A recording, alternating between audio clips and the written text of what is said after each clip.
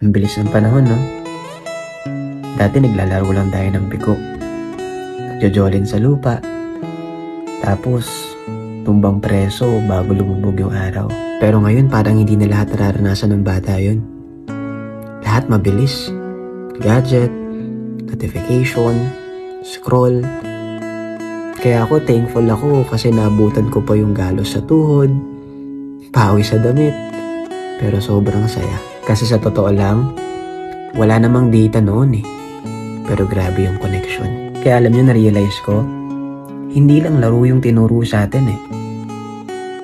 Tinuruan tayo ng teamwork, ng creativity, ng resilience, at higit sa lahat, kung paano maging masaya sa simpleng bagay. Kaya minsan hindi pala sa dami ng meron ka, kundi sa lalim ng connection at memories mo sa tao. Ang sarap balikan, no? Ang saya alalahanin lahat. Pero ngayon, isa na lang siyang kwento na kapag naaalala mo, bigla ka na lang napapangiti at sumasaya.